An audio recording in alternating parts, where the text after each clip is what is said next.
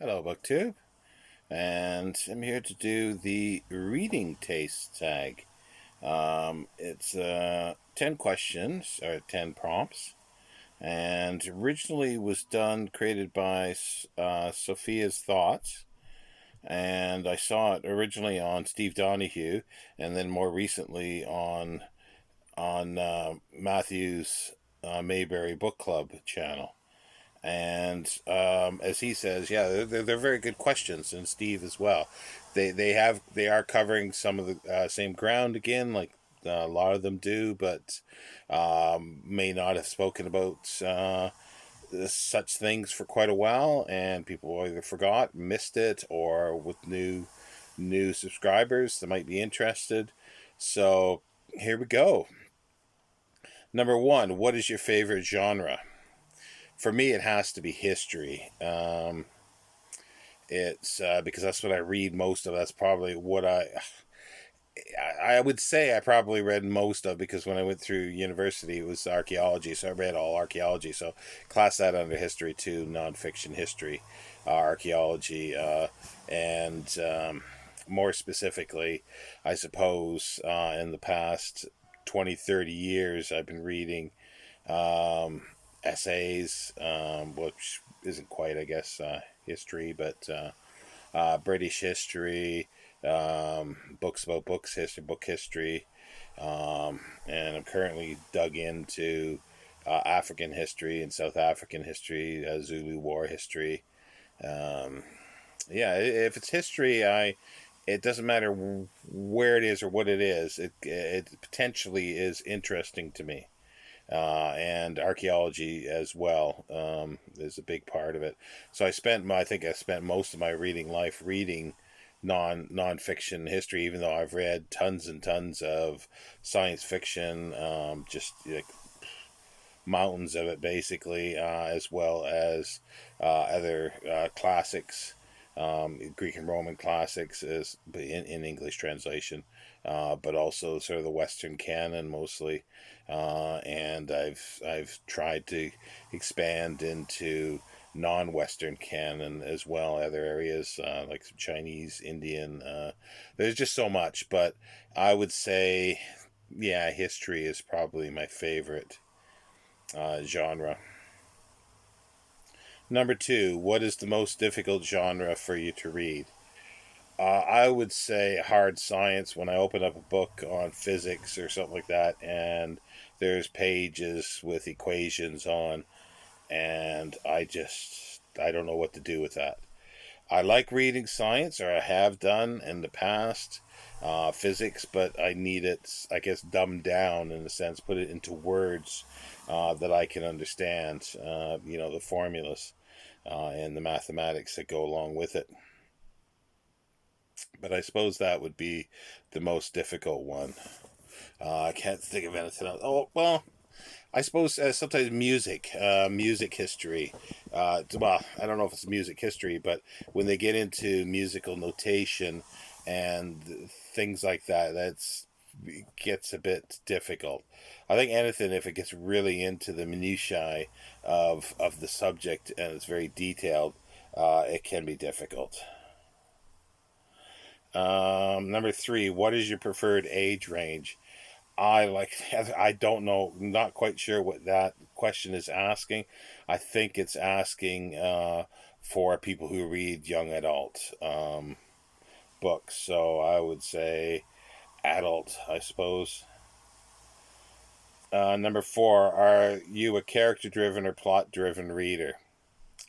Now, obviously, now we're talking about fiction here. At least I would have thought so.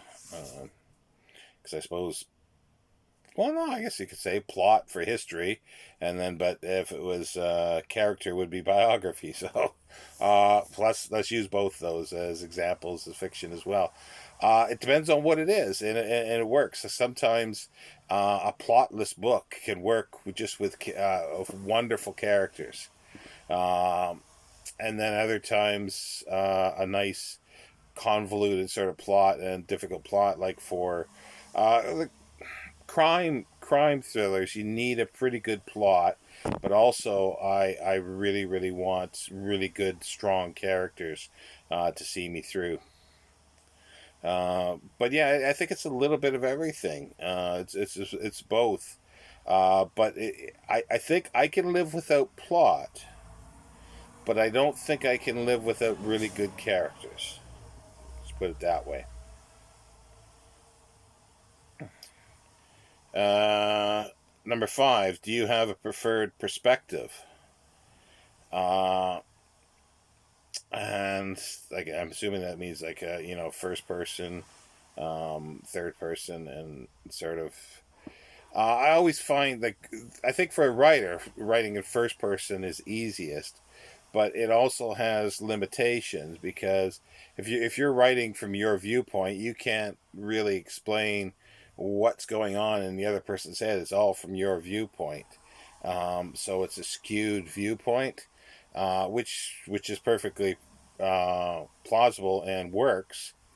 Um, but I also like ones that are sort of omniscient, that sees everything and knows everything and can explain, like, the thoughts of somebody, what they're doing and why they're doing it. So it makes a little, maybe not more sense, but you can see the the wheels turning, I guess, in the background. Number five, do you have a preferred perspective?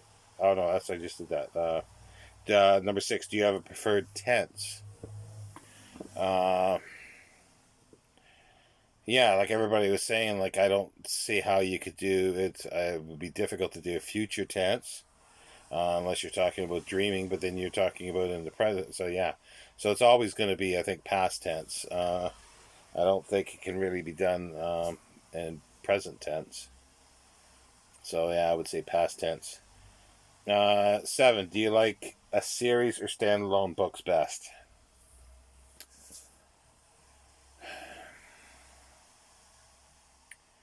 Uh, Both.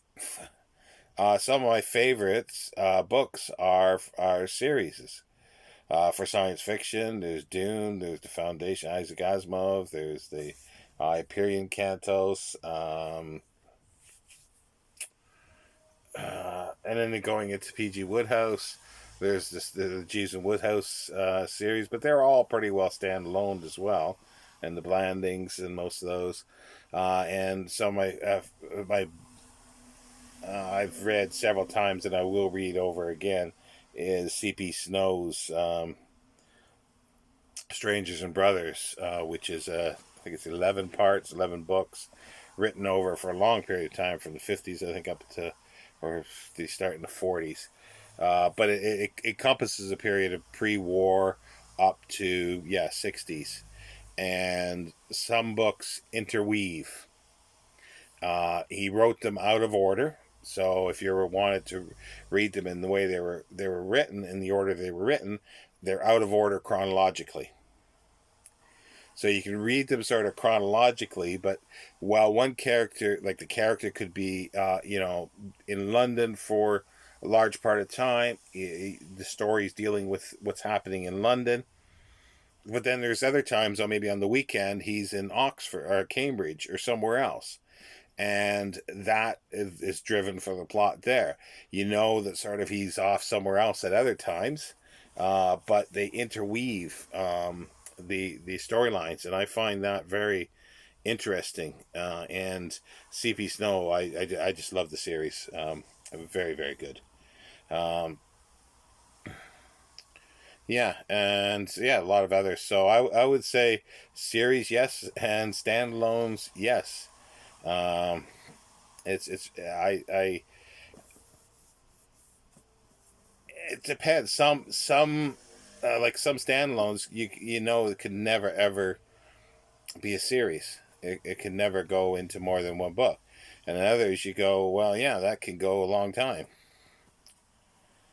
So, number eight, which would you rather, long or short books? I do like long books, especially in in history. Like I've got a history of the Xhosa people in South Africa here. It's just over 1,300 pages. So really good. When it comes to histories, I like thick, bigger books because unless it's a very, very narrow period that they're dealing with, like when you get something like like I've got a few here and I've read one, a short history of Africa, or South Africa. It's 200 pages or just over 200 pages. They're not going to do much in that, so it's too short. Biographies that are 200 pages long, nah, unless it's just about one aspect of their lives. So bigger books are better, or multi volumes in this case, can be much better. But then there's a limit to it. It can get really down into, can get mired in just too much detail. But it's sometimes, but if a good writer does it, then they can sort of dig themselves out of the mire and build something of that, and it works. Fiction, it depends. Like, I think for a lot of stuff, like the crime, I think more shorter. Like anything more than about 300 pages for a crime novel, for me, were beginning to wane. But there's exceptions. There's always exceptions. But in general, I think for crime, it should be shorter. It should be under, say, 300 pages. Um, but then again, and then other books like James Michener never wrote, or well, hardly ever wrote anything short. They were all long books, like 800 pages, and they worked. And it's nice to get sort of stuck into something that lasts and a storyline that's in one volume. So, again, the answer is both. Number 9, which format do you like best? Uh, Printed books, and preferably hardcover. But I love paperbacks as well, like the Penguin paperbacks, the Oxford Word Classics, and to read a lot of crime fiction in paperback is just great. It's just, you can easily hold it. But it needs to be a printed form rather than ebooks. And I mentioned this on another tag that I think I might do a little discussion. It'll be my sort of personal view of why I don't use ebooks and the reasons for that, and sort of give some pros and cons for it, and how I think they're different. If anybody's interested in that, I didn't ask this in the other um, tag that I did, but do sound out in the comments, and if you're interested in me pattering on about that, then so be it. It'll be on your head.